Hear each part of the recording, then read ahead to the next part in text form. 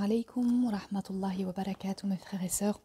Nous nous retrouvons pour la suite de Mizan al-A'mal d'Al-Ghazali rahimahullah avec le chapitre 6 exposé sur le rapport de l'action et de la science, de ce que l'action produit la félicité sur laquelle ceux qui ont réalisé le dessein du soufisme, soutenu par certaines catégories de spéculatifs, sont d'accord.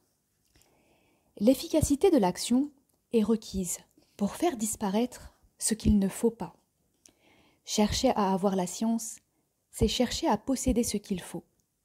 D'autre part, supprimer ce qu'il ne faut pas est une condition pour faire de la place à ce qu'il faut. Le conditionné est le but final. Il est plus noble que la condition. En voici un exemple. Celui qui veut donner un enfant à une femme souffrant d'une tare qui empêche la conception est tenu de remplir deux tâches. L'une est de supprimer la défectuosité viciatrice de la grossesse empêchant la conception, l'autre est de déposer la semence après suppression de la tare. La première conditionne la seconde, mais la seconde est le but visé.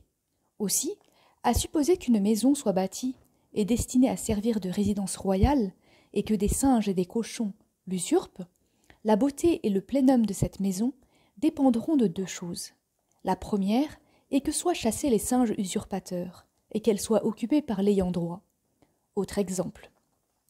Soit un miroir métallique oxydé dont la rouille couvre la surface, offusque la clarté et empêche nos images de s'y imprimer.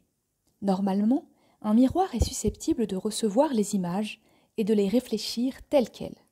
Celui donc qui voudra le remettre en état devra s'acquitter de deux besognes. La première, frotter et polir, c'est-à-dire éliminer la rouille qui ne devrait pas exister. La deuxième, disposer le miroir face à l'objet que l'on veut reproduire.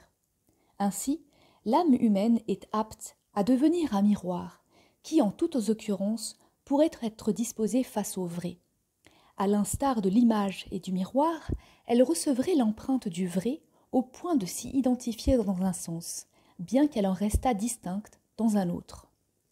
La perfection de l'âme est conditionnée par l'atteinte de ce degré. C'est bien la caractéristique qui la distingue des bêtes qui lui sont inférieures. Car cette aptitude à refléter le vrai, tous les animaux, en dehors de l'homme, s'en trouvent dépourvus, tant en puissance qu'en acte. De même que la terre et le bois sont dépourvus de toute aptitude à refléter des images et à leur servir de miroir. Par contre, cette aptitude se trouve éternellement, en acte chez les anges, et ne les quitte pas, comme elle existe dans l'eau pure qui, par sa nature, reflète l'image d'une façon caractéristique. Mais chez l'homme, elle existe en puissance, non en acte. S'il s'efforçait de lutter contre lui-même, il atteindrait l'horizon des anges. Si en cédant aux appétits, il persistait à provoquer les causes qui déterminent l'accumulation de la rouille sur le miroir de l'âme, son cœur se noircirait, accumulant ténèbres sur ténèbres. Son aptitude à refléter le vrai s'éclipserait totalement. Son horizon serait celui des bêtes. Il serait éternellement et irrémédiablement privé de bonheur et de perfection.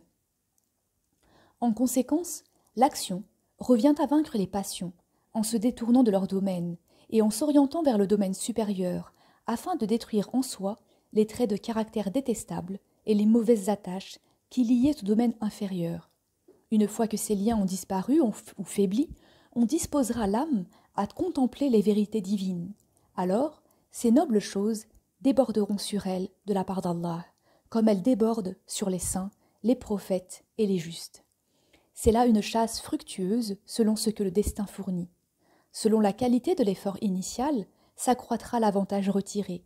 Ainsi, il résulte de la plus ou moins grande accumulation des moyens dans la poursuite du gibier, voire dans la recherche du bénéfice et du profit, voire dans la recherche de la connaissance de l'âme. Ainsi, à l'état natif, la pureté des âmes, leur détachement diffèrent extrêmement. Par la suite, l'effort de purification sera tout aussi différent. Il en résultera, pour les êtres, des variétés de positions innombrables qui existeront aussi bien pour la félicité de la vie future. Cette miséricorde qui déborde d'Allah le Très-Haut sur l'âme comble son aspiration suprême. Elle la fait jouir de la même félicité qu'elle aurait après la mort. Mais la miséricorde est conditionnée par la suppression des attaches et l'effacement des mauvaises qualités qui ont été affermies par le laisser-aller au plaisir.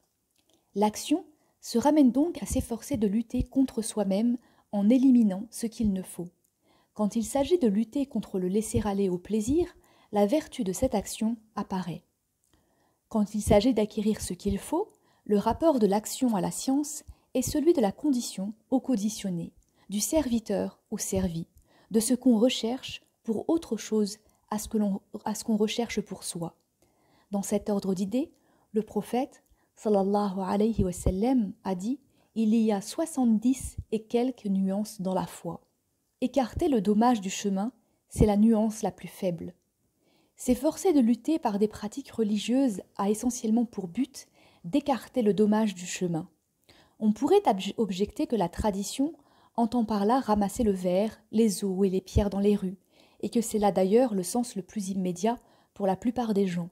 Il n'en est pas moins vrai que selon que les gens sont plus ou moins intelligents, ils saisissent différemment la signification des mots. C'est pourquoi le prophète sallallahu alayhi wa sallam a dit « Qu'Allah fasse resplendir quiconque a entendu ma parole, l'a parfaitement saisie et l'a transmise telle qu'il l'a entendue. » Combien de juristes ne sont pas versés dans la science juridique et combien de fois il arrive qu'un juriste s'adresse à plus savant que lui. Or, parmi ces paroles, s'il ne s'en trouvait pas qui offrissent d'emblée aux non-juristes un sens opposé à celui qui vient d'emblée à l'esprit d'un juriste, le prophète, sallallahu alayhi wa sallam, n'aurait pas insisté sur ce point.